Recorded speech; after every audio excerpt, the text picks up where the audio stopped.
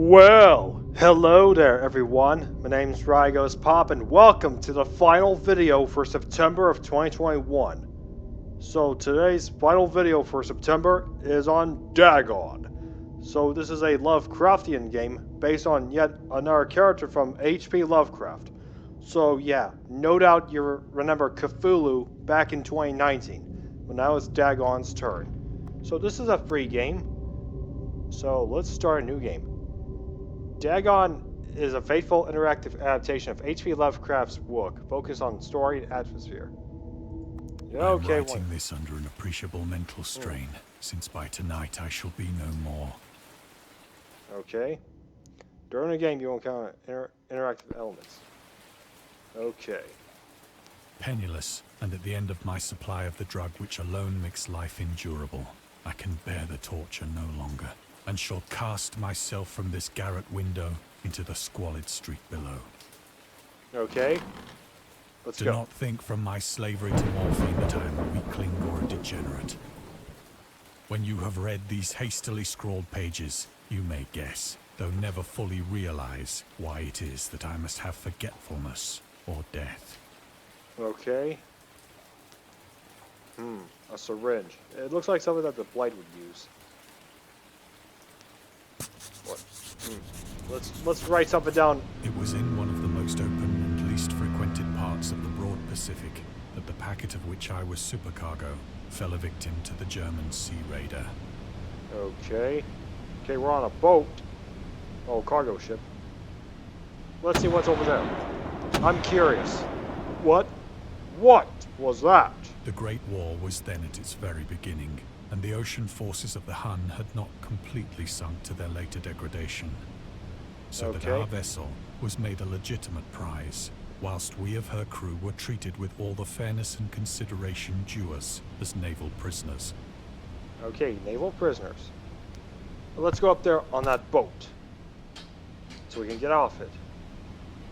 So liberal, indeed, was the discipline of our captors, that 5 days after we were taken, I managed to escape alone, in a small boat, with water and provisions for a good length of time. Alright, let's go. Oh, we gotta pick that up and go. Bye-bye. When I finally found we got myself achievement. adrift and Nice. free, I had but little idea of my surroundings. Never Okay. a competent navigator, I could only guess vaguely by the sun and stars that I was somewhat south of the equator. Of the longitude, I knew nothing, and no island or coastline was in sight. No island. This is odd, if you ask me. Ooh, I hope this is gonna be very scary.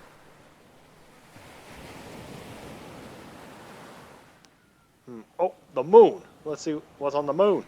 The weather kept fair, and for uncounted days I drifted aimlessly beneath the scorching sun, waiting either for some passing ship or to be cast on the shores of some habitable land. Oh, let's drink some water. Gotta be thirsty. But neither ship nor land appeared, and I began to despair in my solitude upon the heaving vastness of unbroken blue. Okay, I don't like where the story's The going. change happened whilst I slept. Its Okay. details I shall never know, for my slumber, though troubled and dream-infested, was continuous. Ah! What the hell? Squids?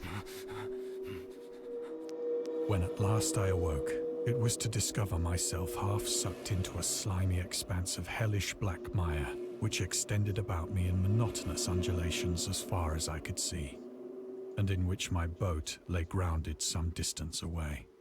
Though one might well imagine that my first sensation would be of wonder at so prodigious and unexpected a transformation of scenery, I was in reality more horrified than astonished. For there was in the air, and in the rotting soil, a sinister quality which chilled me to the very core. Really? The region was putrid with the carcasses of decaying fish, and of other, less describable things which I saw protruding from the nasty mud of the unending plain. Perhaps I should not hope to convey in mere words the unutterable hideousness that can dwell in absolute silence and barren immensity. There was nothing within hearing, and nothing in sight, save a vast reach of black slime. Yet the very completeness of the stillness and the homogeneity of the landscape oppressed me with a nauseating fear. The sun was blazing down from a sky which seemed to me almost black in its cloudless cruelty, as though reflecting the inky marsh beneath my feet. Ugh. What is this? Oh, the Origins of Dagon. Oh, we got our achievement. The Origins of Dagon. Dagon seems to be inspired by Fishhead, a short novel by Erwin S. Cobb about unnatural affinities between a hybrid idiot and the strange fish of an isolated lake. Supernatural horror in literature by H.P. Lovecraft, and Lovecraft's dream about a strange island emerging from the ocean and him crawling in the ooze that covered its surface. I dreamed that whole hideous crawl, and I can yet feel the ooze sucking me down. In defense of Dagon, H.P. Lovecraft. Okay, I don't want to read all that. That's too boring. The boat. Let's get back on there. Ugh, I gotta go for those mud. As I crawled into the stranded boat, I realized that only one theory could explain my position. Through some unprecedented volcanic upheaval, a portion of the ocean floor must have been thrown to the surface, exposing regions for which innumerable millions of years had lain hidden under unfathomable watery depths. Really? So great was the extent of the new land which had risen beneath me that I could not detect the faintest noise of the surging ocean, straining my ears as I might. Nor were there any seafowl to prey upon the dead things. Oh boy. Let's see what this fish gotta do. Here, fishy, fishy. For several hours I sat thinking or brooding in the boat, which lay upon its side and afforded a slight shade as the sun moved across the heavens. As the day progressed, the ground lost some of its stickiness and seemed likely to dry sufficiently for traveling purposes in a short time. Okay. Drying up. That night I slept but little, and the next day I made for myself a pack containing food and water, preparatory to an overland journey in search of the vanished sea and possible rescue. What the hell's going on over there? Let's see what's in the sack. On the third morning, I found the soil dry enough to walk upon with ease. The odor of the fish was maddening, but I was too much concerned with graver things to mind so slight an evil, and set out boldly for an unknown goal. Okay, going for an unknown goal. Let's head over there. Gross. Okay, ill. Walking on mud. All day I forged steadily westward, guided by a faraway hummock which rose higher than any other elevation on the rolling desert. Alright. Keep going. Keep going. We gotta find out who was responsible. Should we turn back? No. That poor whale. What did that whale ever do to you? That night, I encamped, and on the following day still traveled toward the hummock, though that object seemed scarcely nearer than when I had first espied it. Okay, fair enough. Ugh, those are some odd tentacles. Slenderman? No, wait. Slenderman doesn't exist until 2009. Not yet. Huh. By the fourth evening, I attained the base of the mound, which turned out to be much higher than it had appeared from a distance. An intervening valley setting it out in sharper relief from the general surface. Too weary to ascend, I slept in the shadow of the hill. Okay, fair enough. I know not why my dreams were so wild that night, but ere the waning and fantastically gibbous moon had risen far above the eastern plain, I was awake in a cold perspiration, determined to sleep no more. Such visions as I had experienced were too much for me to endure again, and in the glow of the moon I saw how unwise I had been to travel by day. Without the glare of the parching sun, my journey would have cost me less energy. Indeed, I now felt quite able to perform the ascent which had deterred me at sunset. What is that? Is that Aurora Borealis? Aurora Borealis. At this time of year, this time of day. Oh, sorry. That was a Simpsons reference. Picking up my pack, I started for the crest of the eminence. All right, let's go. The crest of the eminence does not wait. Oh, pick up the sack. I have said that the unbroken monotony of the rolling plain was a source of vague horror to me. But I think my horror was greater when I gained the summit of the mound and looked down the other side into an immeasurable pit or canyon, whose black recesses the moon had not yet soared high enough to illumine. I felt myself on the edge of the world, peering over the rim into a fathomless chaos of eternal night. Okay, through my terror ran curious reminiscences of Paradise Lost, and of Satan's hideous climb through the unfashioned realms of darkness. As the moon climbed higher in the sky, I began to see that the slopes of the valley were not quite so perpendicular as I had imagined. Really? Well, time for a look down. Ledges and outcroppings of rock afforded fairly easy footholds for a descent.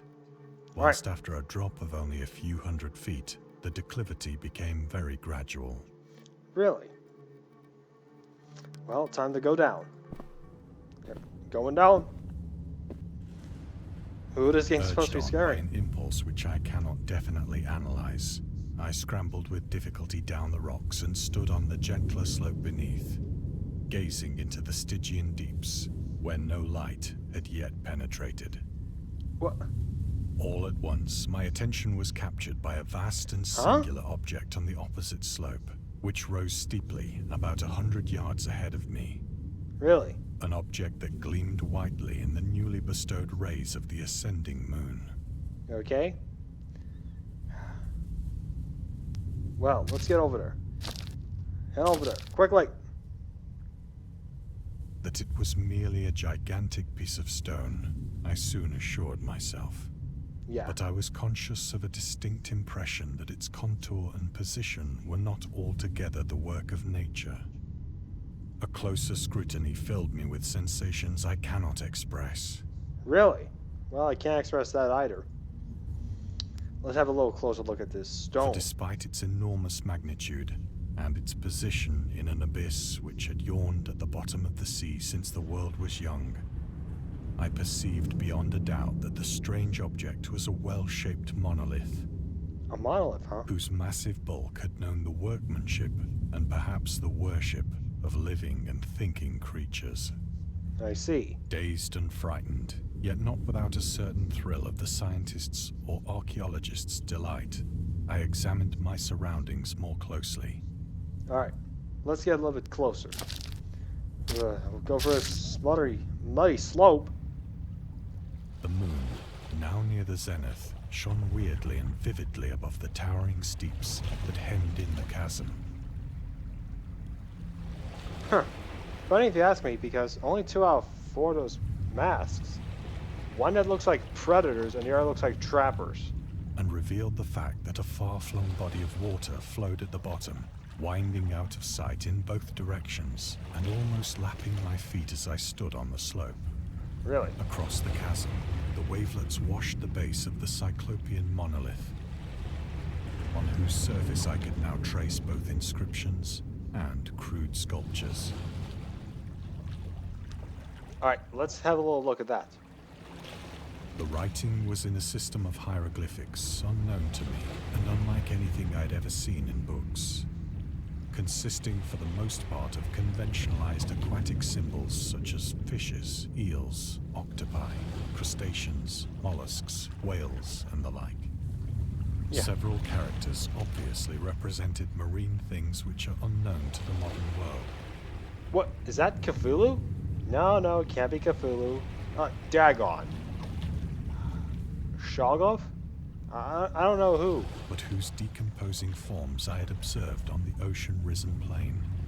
It was the pictorial carving, however, that did most to hold me spellbound. Let's have a look. Plainly visible across the intervening water, on account of their enormous size, were an array of bas-reliefs whose subjects would have excited the envy of a doré. A doré, huh? I think that these things were supposed to depict men, at least a certain sort of men. Really? Though the creatures were shown disporting like fishes in the waters of some marine grotto, or paying homage at some monolithic shrine which appeared to be under the waves as well. Really? Of their faces and forms I dare not speak in detail, Alright. for the mere remembrance makes me grow faint. Okay. Grotesque beyond the imagination of a Poe or a Bulwer. Blah. Yeah, very grotesque. Huh. Odd. One of them looks like Predator's helmet, the other looks like Trapper's. And I guess this one's supposed to be like, I don't know, Wraith, I suppose? I don't know. They were damnably human in general outline, despite webbed hands and feet, shockingly wide and flabby lips, glassy, bulging eyes, and other features less pleasant to recall. Yeah, I can't argue. Curiously enough, they seem to have been chiseled badly out of proportion with their scenic background. For one of the creatures was shown in the act of killing a whale, represented as but little larger than himself. Wait a minute, that whale, we went past over it somewhere in the story. I remarked, as I say, their grotesqueness and strange size, What the hell was that? but in a moment decided that they were merely the imaginary gods of some primitive fishing or seafaring tribe. Some tribe whose last descendant had perished eras before the first ancestor of the Piltdown or Neanderthal man was born. Really? Let's have a little look.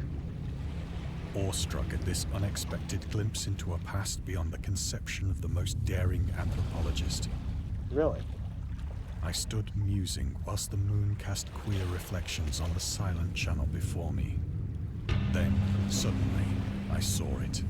What? With only a slight churning to mark its rise to the surface, the thing slid into view above the dark waters. Oh no. He has risen! Ah! Loathsome, it darted like a stupendous monster of nightmares to the monolith, It's Dagon! about which it flung its gigantic scaly arms, while it bowed its hideous head and gave vent to certain measured sounds. Oh my god, I can't believe that's Dagon. Mad then. Yeah, that's what Lovecraft likes to do. Make everyone go mad with insanity. Of my frantic ascent of the sloping cliff and of my delirious journey back to the stranded boat, I remember little. Let's get out of here before Dagon catches us. I believe I sang a great deal and laughed oddly when I was unable to sing. Come on, let's go, go, go. Back to the boat, back to the boat. I have indistinct recollections of a great storm sometime after I reached the boat. At any rate, I know that I heard pearls of thunder and other tones which nature utters only in her wildest moods. Alright, let's hope the rain works. When I came out of the shadows, I was in a San Francisco hospital, Okay, we're in San Francisco. brought thither by the captain of the American ship which had picked up my boat in mid-ocean. Really? In my delirium, I had said much, but found that my words had been given scant attention. Of any land upheaval in the Pacific, my rescuers knew nothing. Nor did I deem it necessary to insist upon a thing which I knew they could not believe. Well, they couldn't believe that. Okay, let's try and leave. Once I sought out a celebrated ethnologist and amused him with peculiar questions regarding the ancient Philistine legend of Dagon, the fish god. Really? I always thought Cthulhu was a fish god. I guess not. Dagon, or Dagon, was the main deity of the Philistines, worshipped through the Middle East as the ancient god of fertility and crops. In Hebrew, the word Dagon was a common noun for grain. The rulers of Akkad, Mesopotamia chose him as the patron saint of their war conquest. He also appeared as the judge of the dead in an Azarian poem and an underworld prison warden in one of the Babylonian texts. I guess Plague must have been friends with him. He is often mistakenly taken for a fish god. Well, there's Cthulhu, so you're not right from wrong. Due to the wrong interpretation of his name, as in Hebrew, the word Dag means fish. In H.P. Lovecraft's works, Dagon is an underwater deity ruling the deep ones, a humanoid race with fish traits that resides in the oceans. He is worshipped by a secret cult called the Esoteric Order of Dagon. That's like the cult of Cthulhu. That's like the Cthulhu cult.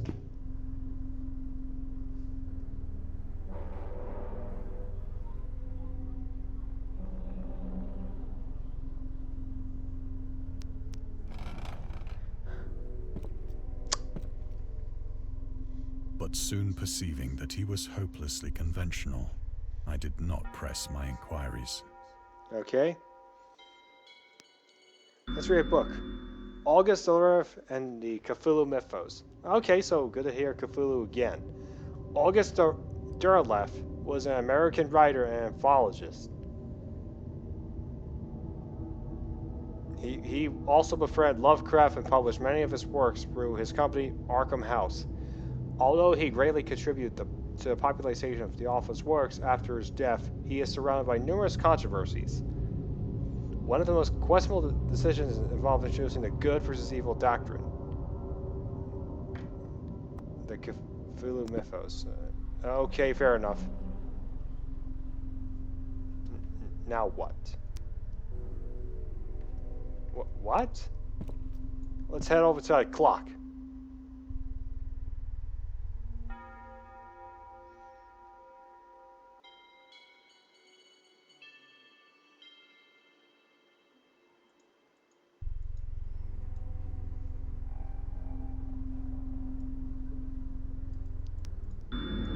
The scientist.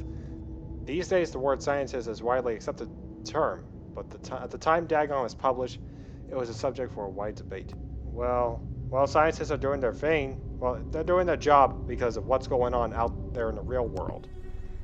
So yeah.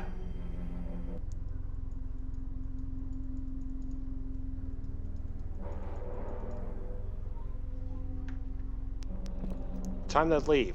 Let's on out there. Outside we go. It is at night, especially when the moon is gibbous and waning, that I see the thing. I tried morphine, but the drug has given only transient surcease, and has drawn me into its clutches as a hopeless slave. So now, I am to end it all, having written a full account for the information or the contemptuous amusement of my fellow men. Really? Well, time for a drink. Often, I ask myself if it could not all have been a pure phantasm. Really? A mere freak of fever, as I lay sun-stricken and raving in the open boat, after my escape from the German man of war. This I ask myself, but ever does there come before me a hideously vivid vision in reply. I cannot think of the deep sea without shuddering at the nameless things that may at this very moment be crawling and floundering on its slimy bed, worshipping their ancient stone idols and carving their own detestable there's likenesses Dagon! of submarine obelisks of water-soaked granite.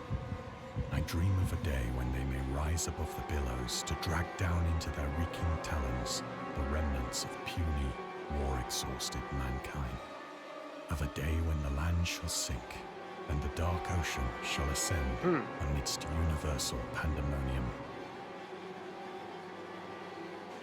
Pandemonium. Oh, that's New York! The end is near. Yeah, the end is near.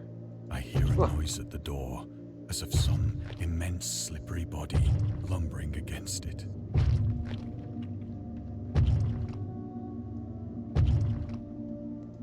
It shall not find me. Yeah, it shall not find us.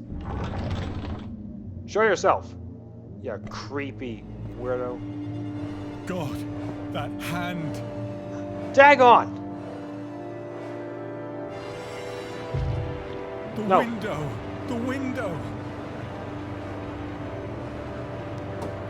Run! Run!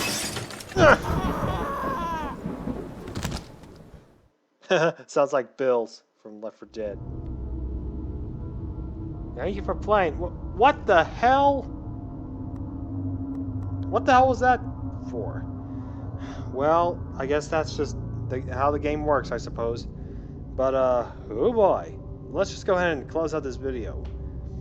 Anyways, okay guys, so that's it for this video. I hope you've enjoyed it. So yeah, we finally complete all the Let's Plays for September this year. So yeah, don't worry, new videos will be out next month. And get ready because we're about to play a game. And by that, we're playing one of the most oldest games from 2009. That's right! In October, get ready for the Let's Play series on Saw the video game, coming soon this October. So please consider subscribing to the channel, it really helps me out. Smash that thumbs up button if you're ready to see me play Saw the video game in October next month. Get ready for a whole Let's Play series on that game. Also, click that notification bell, leave a comment, and I'll see you all next time. See you all in October, everyone. Goodbye, everyone. Stay poppin', stay safe, and take care out there. Peace. All right, cool. Oh, and if you subscribe now, get ready to see Saw the video game, the Let's Play series, coming soon to this channel. Peace. All right, cool.